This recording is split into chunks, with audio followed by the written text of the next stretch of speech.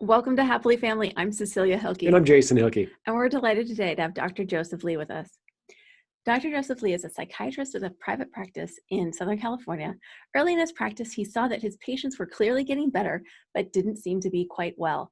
His search to help people truly thrive led him to a truth-based perspective that he's been applying personally and professionally, built around developing self-worth, meaningful relationships, and lifelong optimal healthiness.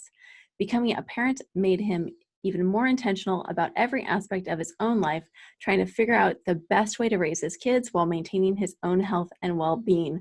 Welcome, Joey. It's great to have you. Welcome back, Joey. Good to talk to you again. Thank you for having me back again. So we wanted to talk with you today about resilience. And usually when people think about resilience, they think of like one child and how do they make that one kid resilient or both of their kids resilient. And you have a different perspective with resilience. And like, what does it look like to maybe make a family or a community or a town or city resilient, maybe even a country? And what are some of the factors that influence resilience beyond just like this very individualistic perspective? What are some of those factors that affect the resilience of a community? Right, good. So I think, part of that conversation is something that you've already referenced, which is which perspective are we taking? Are we thinking about people from a individualistic sort of standpoint, or are we thinking about people from a sort of more group or collective standpoint? And so I think from an individualistic standpoint, then that's when we talk about things like grit and growth mindset, which gets talked about a lot in the context of parenting or education. And there is clearly a validity in those ideas when you're talking about like how to develop resiliency within individuals, and those are important factors like grit and growth mindset. However, one of the assumptions typically is made is that, that maybe everyone is starting from the same starting point. And then if you develop grit and resiliency, then people who have that, will sort of be able to do more with their lives. And so I think when we step away from an individualistic perspective and we incorporate an environmental or a collective sort of mindset, then we can start to talk about the external, experiential, societal life factors where there's a certain reality that we can talk about, and we will today, talking about how the context in which people grow up, either one puts them at an advantage or disadvantage in terms of that starting point to begin with, and then also how some of those environmental and circumstantial factors growing up also either become huge hindrances, even if a person is, let's say, internally resilient, why it's still challenging for them to make the most out of those sort of internal factors. And the way we're going to hopefully talk about that is we're going to be able to talk about things like environment, we're going to talk about socioeconomic status, race, and things like that, because they're all very much the sort of like relevant factors as to how, a person's life is influenced by those sort of outside things that are outside of that individual experience. That's right. So I took a class in sociology when I was in college, and it was a little bit depressing because it was basically like, oh, if you're poor, you're less likely to like be successful in life. And if you are of these races, then you're less likely to be successful. And if your parents get divorced, like on and on and on, it was like, oh my gosh, this is like super frightening and depressing. And I want, if people are thinking that we are going to go in that depressing conversation, we're gonna like talk about the issues globally or within even a community. But we're also going to, you have a really nice model for how we can think differently about that. So I just want to say, hey, we're going to get to a good place in the end. Right. Okay. But before we get there, I think we need to talk about certain things that you referred to, and that are definitely true. It is true that basically the most, let's say, intellectually gifted kid who is in the lowest economic sort of strata, so who is poor, has the same probability of graduating college, about a 25% chance of graduating college. Again, so now we're talking about the valedictorian of a public school in a poor neighborhood, has the same chance of graduating college, 24%, than the least intellectually gifted of the highest economic strata, 25%, right? So a kid who's not doing well in school, who's never done well in school, who doesn't have a particular aptitude for academics, has also about a 25% chance of graduating college if he comes from a very wealthy family. So that's like, for example, some data or statistic that kind of like proves one of the things that you're talking about, like how poverty affects long-term outcomes. There's a lot of conversation now about this idea of adverse childhood experiences, which is abbreviated as ACEs.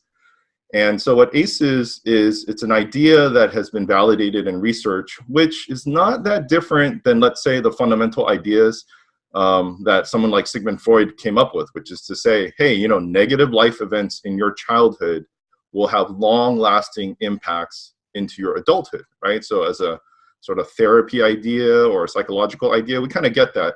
But ACEs is this sort of body of research that was done initially through Kaiser hospitals, and it's still ongoing now, where they're basically able to look back at people's lives into their childhood and then see kind of how their present day levels of health and functioning were possibly affected by negative life events in their childhood. And so those negative life events related to things that we think probably obviously would be harmful, different kinds of abuse, and as well as different kinds of childhood neglect, but also things related to environments in the home that children experience or witnessed. You know, not having a parent around, having a parent with a mental illness or substance abuse problem, witnessing abuse. So not even the kid themselves per se being harmed through neglect or abuse, but sort of being in a home environment. So those are the adverse childhood experiences. You know, there are a list of a number of those things. The study was supported by federal grants. And so right now, a lot of that data is on the CDC website that you can look up ACEs on the CDC website, and they break down the history of the research and the outcomes. And the outcomes are very specific. So whereas, you know, psychotherapy would say like, yeah, bad things lead to, you know, difficulties in life, you know, what the ACEs research tells us is that basically the more adverse childhood experiences you have, the more ACEs you have, there's a linear relationship to bad outcomes, difficult things happening in your adulthood related to almost all sorts of meaningful categories. So the more likely to have physical illness, the more likely to have mental illness, the more likely to have substance abuse problems, the more likelihood that you have a lower sort of ceiling in terms of education or occupation. So health, both mental and physical, you know, ultimately your achievement or your ability to accomplish things, you know, to create maybe your own economic stability, like your job or education, all that stuff gets affected. The challenging, sort of frustrating and sad aspect of the data says that about 2/3 of people have at least one ACE, you know, 2/3 of people have at least one adverse childhood experience. But the thing is, if you have at least one, it's almost guaranteed that you have multiple. And again, as we talk about ACEs, it's a linear relationship. So if you have one, then maybe the impact is smaller in your adulthood. If you have 5, it's going to be much more significant. If you have 10, it's going to be very likely that, you know, you're going to have significant challenges in life. So when we start talking about ACEs, you know, we're talking about the experience of children, you know, these are things obviously that has nothing to do with the child. You know, if we're talking about abuse, neglect, home environments. So these are all factors that are completely unrelated to like personal traits, let's say, of the kid, you know. For example, their determination, their courage, their resiliency, you know, their social emotional intelligence. It's, you know, when we're talking about ACEs, this is definitely like a lived experience of a child having significant impact upon their lives. We take that one level further, and then we can say, okay, so if we also get away from the individualistic lens, talking about that, we can also then start talking about sort of adverse community environments, you know, which is a different kind of ACEs. And in that context, outside of the family structure, let's say, if we talk about poverty, discrimination, housing insecurity, things like that, then those also end up being different kinds of ACEs that are not necessarily related to the immediate home environment, but like the larger community. And we start talking about the larger community, then things like socioeconomics and race, start to sort of paint a broader, predictable picture as to like what kinds of kids growing up in what kinds of environments are more likely to have more ACEs and therefore more difficulties growing up, right? So when we're talking about the resiliency picture, it's important to kind of talk about like, well, what is it that these kids have to be resilient against? And this is a story now we're telling, like, okay, so it's not accurate to say, look, we all start as blank slates in the same place, and then if we're all sort of, have variabilities in growth mindset, then, it's growth mindset that separates people. No, well, some kids, unfortunately, are starting with a burden of ACEs that makes it that they have to overcome so much more, in the course of their lifetime. It's like their starting point is, further back than somebody else starting further ahead. Right. Yeah. So, so my mind is going in a bunch of different directions. So, and we know about post-traumatic stress. Mm-hmm. That's a real thing. We also know about post-traumatic growth. How does growth fit in to this conversation about ACEs and race and socioeconomics? So I think, post-traumatic stress is, one of the outcomes that a person can experience if they've experienced either an acute or long-term trauma. But it's not necessarily always the outcome. Something that we see in psychiatry and we've looked back upon is that actually most people, when they experience some sort of trauma, within 6 months or so, will come back to their sort of psychological baseline. So post-traumatic stress disorder, very specifically PTSD, is a subgroup of people who their brain has a hard time re-regulating past this, when their sort of anxiety and fear-based responses were overloaded by trauma, and related to what we've just talked about, people who experience more adverse life events are more likely to develop PTSD, right? So again, when we're talking about the vulnerabilities of who kind of suffers more, a lot of it has to do with early life environmental experiences, not necessarily personal characteristic traits, and we have a very difficult dialogue in the United States and other parts of the world about mental illness, where oftentimes, the simple narrative is that like people who suffer mental illness, it's because they are psychologically somehow weaker, but I think there's more than enough evidence for us to really understand that so much of that vulnerability has to do with experiences outside, for a child. Your question, though, is about post-traumatic growth. And post-traumatic growth, I think, should be thought about as an opportunity, perhaps, to take something that's otherwise genuinely negative, right? So we're not going to sort of say like, oh, it wasn't so bad. No, we're saying something was genuinely bad. It was genuinely harmful. And the idea of post-traumatic growth is that a person can somehow take that experience and utilize that experience in some fashion to ultimately spur them on towards some kind of personal growth that they otherwise might not have experienced had they not gone through that. It doesn't say that like bad things are therefore good, but it does say that there are certain pathways, and this would be, I think, the thing that we try to encourage when people do seek professional help in psychotherapy, things like that. We don't trivialize or minimize the harm that people have experienced, but we do try to find ways to encourage people to say, okay, what can we take from those experiences in terms of insight or things you learned about yourself, the resources that came to you or that you sought out because of those experiences, relationships made.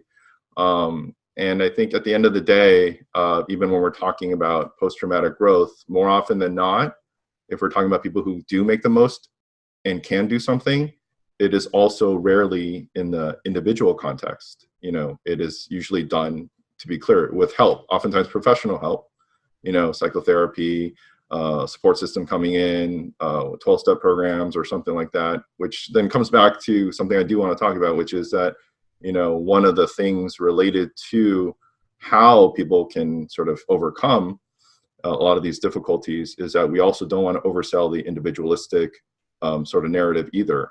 Most of the time when people do better and can come out of these difficult situations, it's with help, it's with outside help, it's with support. It's not, because they overcame sort of on their own.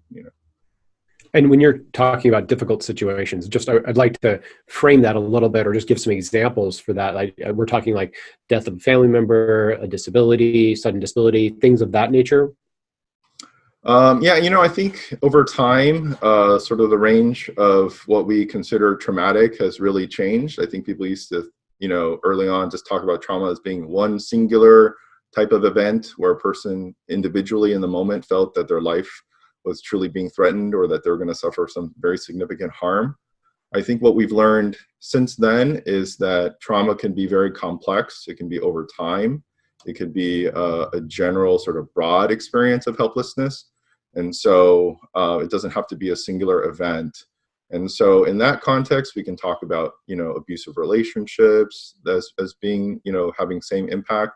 But then we can also talk about things like poverty, for example, as being, creating a type of chronic, complex trauma because of, the kinds of experiences that people who live with poverty experience, which is, they just never have the resources to deal with problems well. That's the nature of poverty. You just don't, even if you have the right ideas, you just don't have the resources.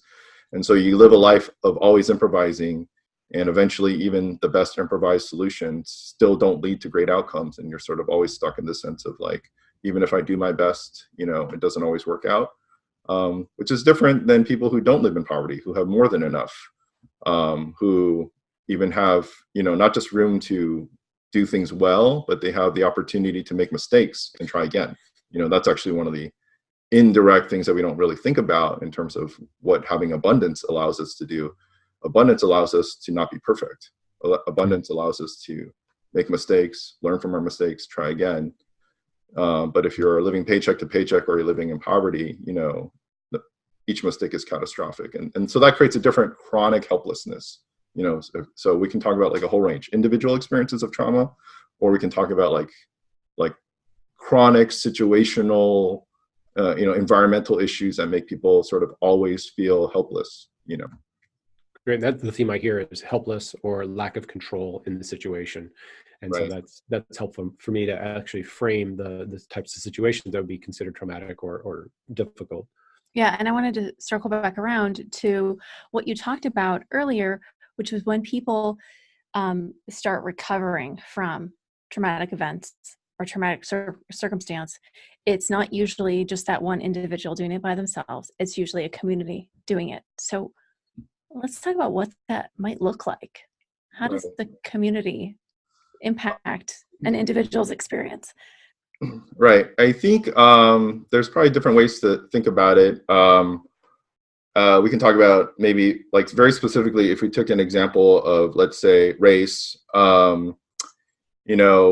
there is this massive study done where a collaboration between Stanford, Harvard, and the US Census Bureau, where they took data from every community in the United States and they stratified people according to race and socioeconomic status. And what they found was something that was trying to illustrate that even though socioeconomic status, which we talked about, poverty versus having more than enough absolutely affects long-term outcomes for a lot of people because of opportunity, it really showed that even when you factored all those things in, that race was still a negative factor. One of the ways that they're able to show that is that they're able to show that Black boys that came from a family of two college-educated parents living in some of the best neighborhoods in the country still actually had a higher probability of dropping to a lower socioeconomic status in their adulthood than actually staying wealthy. And you didn't see that at all, absolutely, with white boys who lived in the exact same communities with the exact same background, with the exact same level of wealth. And so it's a complex study, but it's data driven. It's one of these nice things that we can do now when we have large sets of data. And it's a good study to kind of show that, again, race is still a factor, that it's not just because, the parents didn't go to college or the parents weren't wealthy and that's the problem. It shows that even when the parents went to college, even when they live in the best neighborhoods with great schools, something societally is, biased against the well-being and the success of Black boys to become Black men. The thing that's interesting about that particular study is, even though in 99% of all neighborhoods this was the rule, in one neighborhood there was an exception.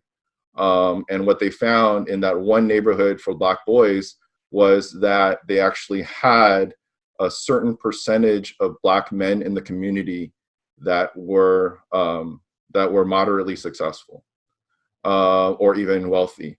That just served as, like, not necessarily individual mentors, but just literally that the kids lived in an environment where they're able to look around and say, hey, it's normal, for me to be a Black kid who can grow up to be a Black man who works at a bank, who's a lawyer, who drives that kind of car, who's my favorite teacher, and things like that. So that's definitely one of these factors that, we're talking about in the context of a community that a person lives in. But like living in a context where you can, as a kid, see somebody else doing something that maybe society at large doesn't say is possible for you. I think that's why it's really important, when people talk about things like media representation right now, it's important for there just to be stories that are reflective of all people's experiences, so when they talk about representation, movies like Black Panther are really important to show, that there's this like teenage science prodigy who's a Black girl, like that's super important.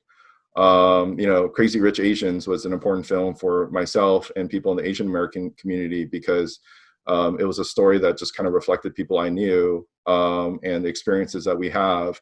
And it was outside of a lot of stereotypes. There was like, crazy partying Asians and super sexy men and things like that are like the opposite of very sort of negative stereotypes oftentimes for Asian Americans.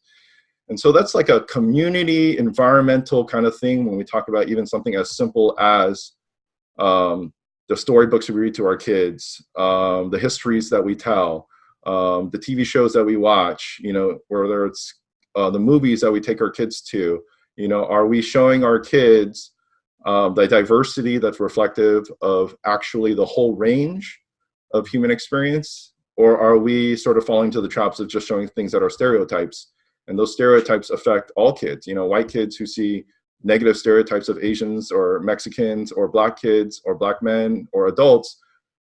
Like if that's their only exposure, unfortunately, then they're actually going to have a hard time, seeing people differently, and then it's also then, of course, important within the community as well to have that sort of media representation. Another great example that we know from the Trevor Project is that unfortunately, there's a disproportionately high number of youth who are gay or queer who think about suicide or have attempted suicide, about 4 times higher than the normal teen population.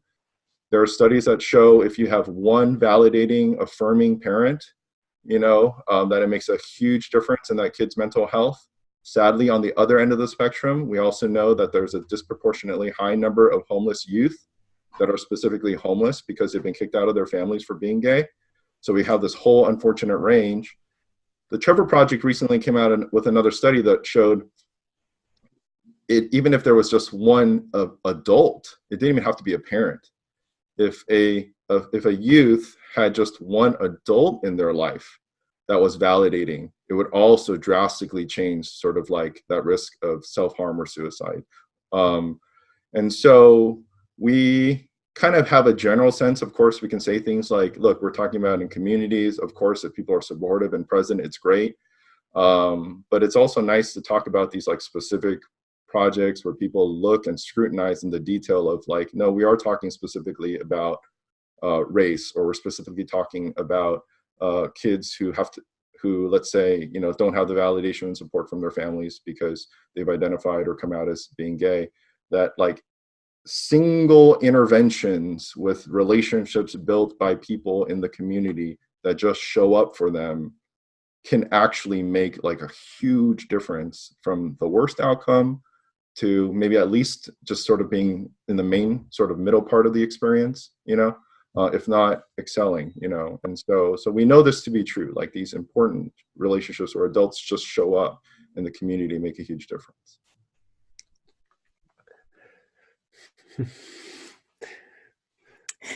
So I was thinking about what you were talking about youth who are gay, and my our daughter and her friend just went to a Harry Styles concert. They're going tonight. So, and Harry Styles, according to Rolling Stones, is the cure for toxic masculinity. Mm-hmm. And I don't know a lot about him because I don't really keep up with pop culture, but we were talking about him the other day when we were dropping them off. And he does a whole bunch of things as a part of his show that are very like gender inclusive, and he's bisexual or pansexual, but he's just all about love. And his like 3 or 4 or 5 out of his band members, most of them are women. Mm-hmm. Like his drummer and his keyboardist and maybe his guitarist, that like they're all women. And I'm like, man, that is cool. Like he's one of those examples of a really decent role model. And I found out just last night, which is why I was getting choked up, that the reason why one of our daughter's friends came out to her family was because of Harry Styles. Right. So like having those role models really makes a big difference, whether it's a celebrity or whether it's like your next door neighbor. It can happen, for anyone. Right. Doesn't need to be somebody famous, but that's so powerful. And I think so much of when we're talking about representation or role modeling, we're not actually talking about trying to have people do extraordinary things.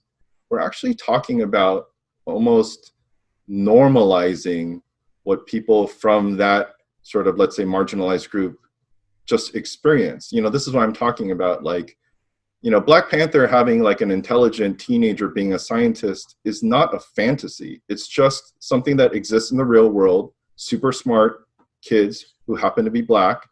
They just don't see that though. Like that's a real thing in the world, right? Just like, whether people have issues with people who are gay or not, it doesn't change the fact that there are people in the world that are gay. And so oftentimes representation in media or in families or communities has less to do with sort of like holding up like the perfect example of the very best person. It's more just saying like, hey, it's normal to express and show that this is what our community actually looks like. The other thing about the example you gave about something like Harry Styles, though, or a movie like Black Panther or Crazy Rich Asians, is it actually takes effort, lots of effort, for people to actually make these things happen. Meaning, a project like Crazy Rich Asians doesn't happen just because, the people who made that movie had to give up a lot on their own, take risks to be part of a project, which ultimately was huge and very meaningful for the Asian American community. Harry Styles is going out of his way to find female band members. I'm telling you that he didn't, he's doing stuff like this intentionally. And people who are trying to, be good role models, the thing is, it's work. It's people in the community that are doing work. One of the things I think that's important, and maybe we can segue to this model that I'm talking about, is that there's a lot of that work in terms of creating community support that is best done by people within the larger community that actually don't have to struggle as much. There's something to be said about, yes, asking the individual themselves to overcome their trauma or to be more gritty or to be more resilient. But it goes a long way for someone who is white to be able to point out when something is racist. It's more powerful to do that than it is for a Black person to say, hey, that's racist. It's more powerful for a man like myself to be able to say something about how women are treated very unfairly and discriminated against. It's very much more influential and powerful for somebody who is heterosexual, who is straight, to be able to talk about, how people who are gay or identify as queer, are discriminated against and need the same opportunities to build families, or just to exist, or to not be fired from their job just because of, their sexual preferences. And so when we talk about communities supporting, people who are in marginalized groups, there is, yes, individuals, we want to encourage them to kind of they themselves to keep being persistent. But at the same time, in that, if we take a model that's very similar to like Lev Vygotsky's sort of circle of autonomy, zone of proximal development, and then areas of future growth, and that's like a parent-child sort of dynamic. We can also think of it as, basically people with power and influence, like the parent, and then the people who are still sort of like struggling because they have yet to have all these experiences.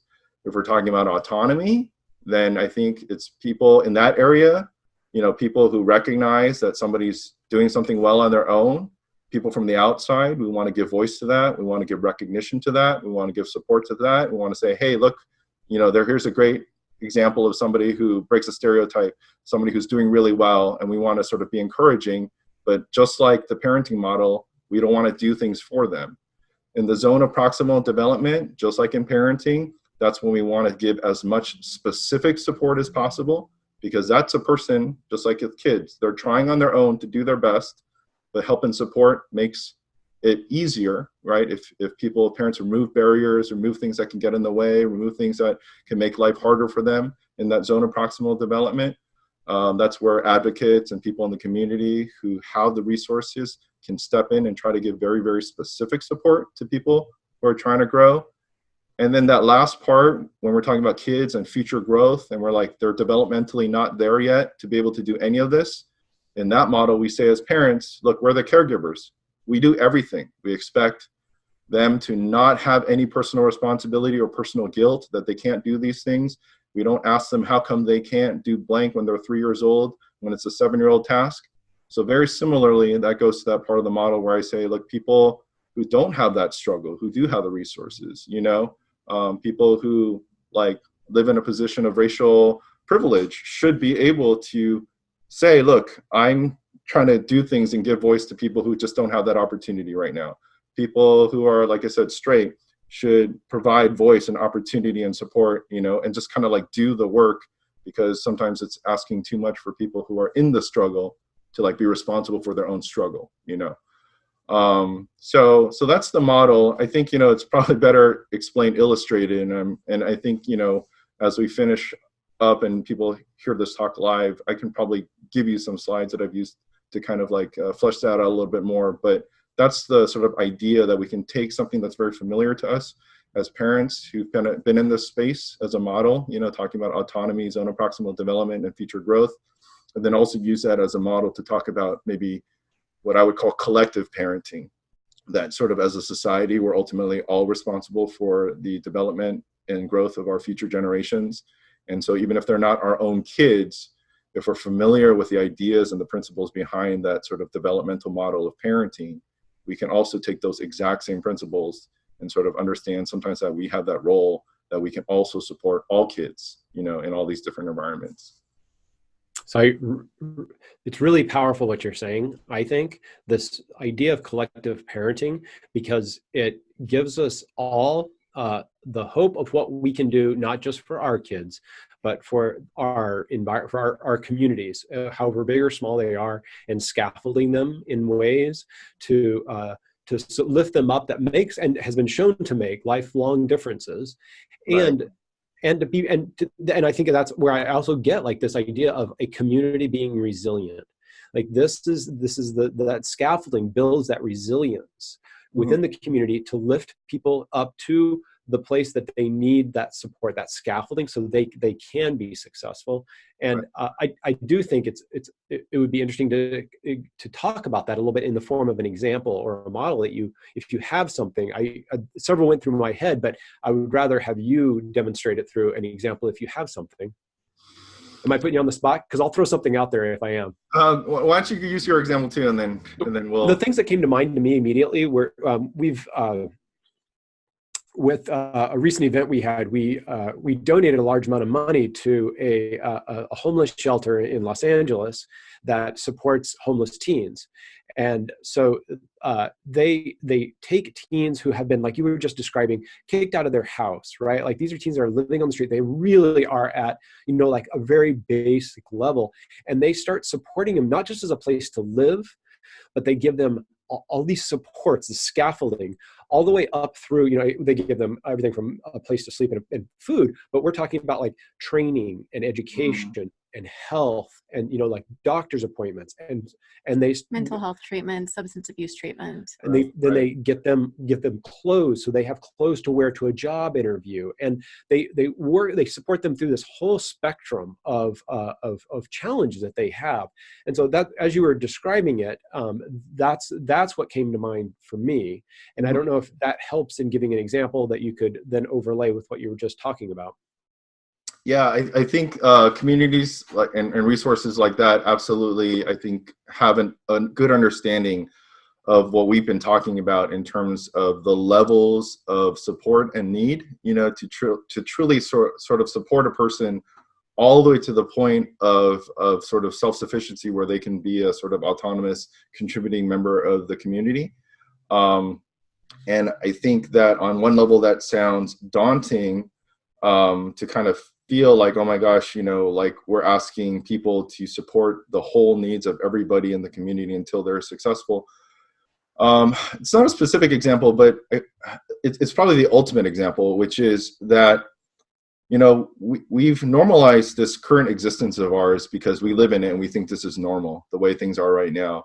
But the reality is that, our human sort of development and evolution happened at a time where we were basically living in communities of about 100 to 150 people for our whole lives, multi-generational, interdependent, for hundreds of thousands of years. And that's how our sort of like specific existence as human beings thrived for a really long time. So it is way more natural and normal and humanistic for us to live in community where everyone is looking out for each other's needs, where it is interdependent, that there is, and if there is individuality, it's that the individuality and the specialization of gifts and talents and abilities is also so that people in the community, one, benefit from people being really good at things. But it also, if you live in a community of specialists, you yourself also don't have to be a jack of all trades. You don't have to be great at everything so that, one day you can be a 27-year-old and live in an apartment by yourself and pay all your bills and not count on your family. And, which is, again, we've normalized that. We've normalized that as being like the goal of adulthood, which is needing nobody, which is terrible if you really sort of break it down.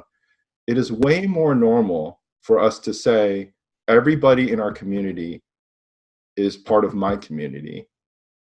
And I have things to offer, and I have things to receive, and it is way more normal for us to be caring about the mutual well-being of the community we live in. One of the challenges, and it's a very real challenge, is because we historically have lived in communities of 100 to 150 people. Once our known community gets past that number, it's really hard for us to kind of really think about those people as genuinely people in our community. It becomes a little bit more abstract.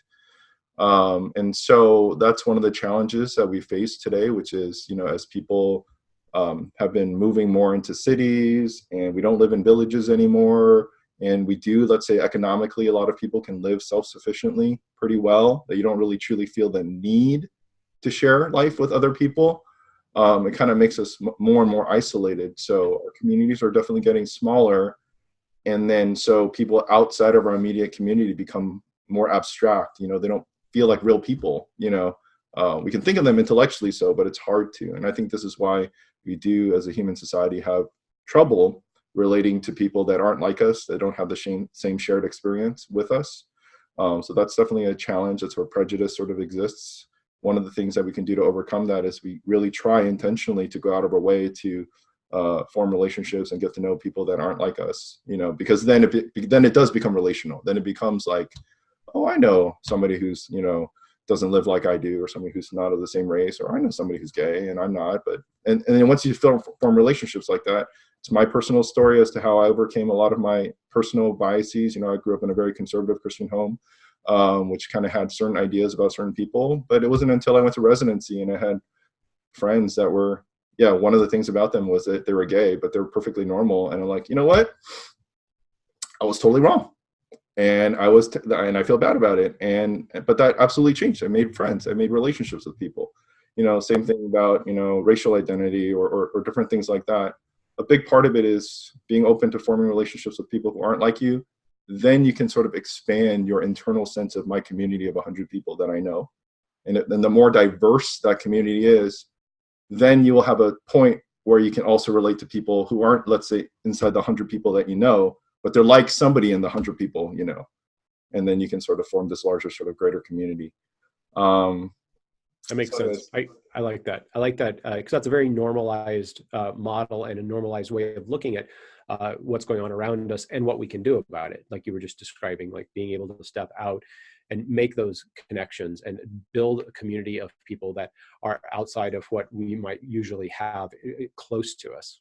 Right. Yeah, as we're kind of wrapping up here, I just wanted to come back to some major themes that I've heard us all talk about in our time together, about exposing kids to diversity of people of all different walks of life, ethnically, sexually, sexual orientation, economically, of the importance of organizations and changing policies to support people who are struggling in whatever element, like from A to Z, to help them throughout that entire process. And whether it's like Covenant House, like Jason was talking about, or somebody, getting help from a psychiatrist or mental health professional. Mm-hmm.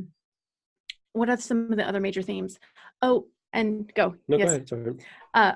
Well, I was going to switch to another strategy too. Well, one of the things I could talk about is those of us that are not struggling, those of us that are in a place to really be able to influence the community and to be able to make available a resilience for that community for people that may be disadvantaged.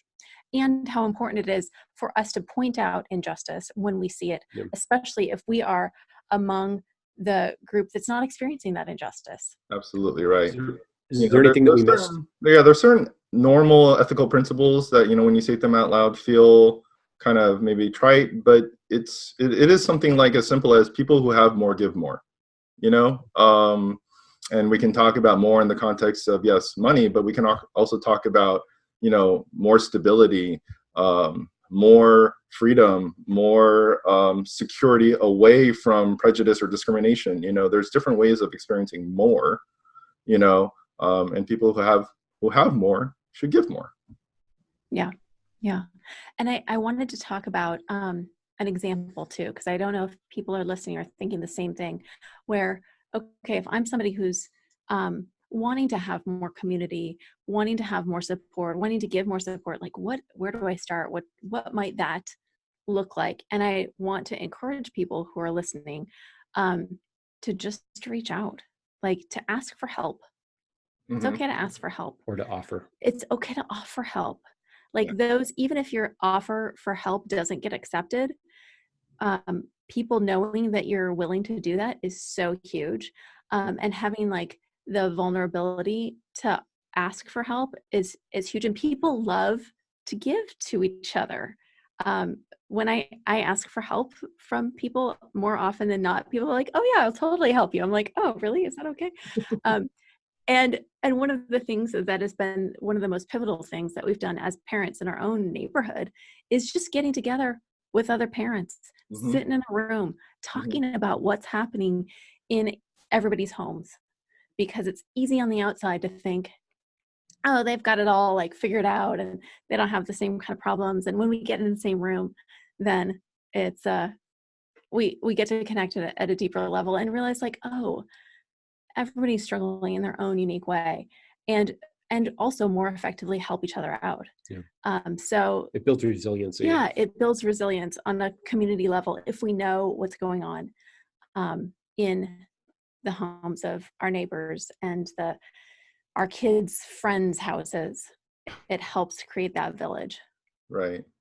I think. Is there anything else you want to add as we're wrapping up? Yeah, I think circling back, just to kind of maybe where we started, I think it's generally an important thing to reflect on, that we should know that we all walk around, if we've been raised in like in America or a country that has strong Western influences, that it feels very normal to think individualistically, and I think it takes effort to think in the context of like shared needs, shared responsibility, community, relationship, interdependency. But again, that's way more natural and healthy to kind of think in that collective, relational, community way.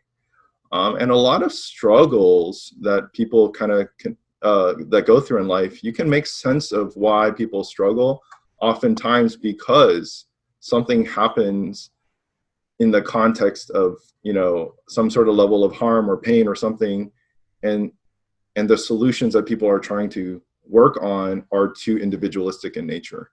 They're trying to fix things on their own, or they feel like even if I asked for help, it would be a negative reflection upon me, and so even though help would be the best or the easiest way, I'm still going to try to do it this less than optimal way because like I want to do it by myself.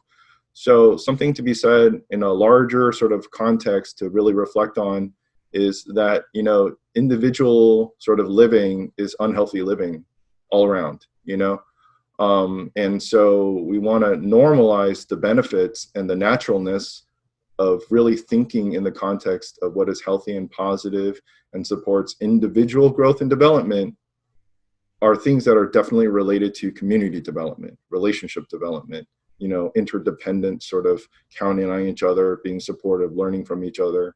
Like that is way healthier and way more normal. And I thank you for being that voice. I mean, this is what we're talking about here is really one of the things that's at the heart of Happily Family, and what we're really about is changing the world, and we're changing the world through parenting. And that's what we're talking about here, is changing the world through these communities that we can create. And we can change it one kid at a time, one parent at a time, but we can also make a bigger impact as well. And I really am happy to have this conversation. I think it's very impactful. And I thank you for your time here. Is there, what's the best way for people to find out more about you, about all that you have out there? That you're quite prolific in what you write, and I love reading your stuff and talking to you because it makes such sense to me. And you take all these studies and you take what other areas of life and pulling them together and giving a really nice view and something nice to read. How can people find out more about that? So I think a lot of my writing, and including some of our past talks and other places that I've spoken, are all on my website, which is mentalhealthiness.com. So on there, you'll find past videos of our talks or other speaking engagements I've done. Also, articles I've written expanding on some of these topics. I also have on Facebook, Mental Healthiness is a place probably where I post a little bit more often these days. Just articles that are interesting, that oftentimes support some of the concepts and the ideas or the research that we've kind of maybe just barely been able to touch upon. So Mental Healthiness on Facebook is also where I'm at. And so between those two, maybe people, I know with these 1 hour talks, we can always only sort of like touch the surface of things. So I strongly encourage people, and I'm glad that you gave me the opportunity to point people in those directions, because there's a lot to learn, there's a lot to think about, and so there's a wealth of resources out there, and if I ever find good articles or good things, I either try to write about it or point people in the right direction to kind of to think differently and think openly about some of these big ideas. Well, you're super valuable resource and a wealth of information. And so I encourage people to check out your website. We'll include a link to it here in the speaker notes. And Joey, as always, it's great talking to you, and it's so insightful. I walk away from these talks just with my mind blown, and I appreciate all that you're doing and that you're here sharing it with so many people. Thank you again. Look forward to talking to you again in the future. All right. Thank you, guys. All right. Thank you. Bye, Joey. Bye-bye.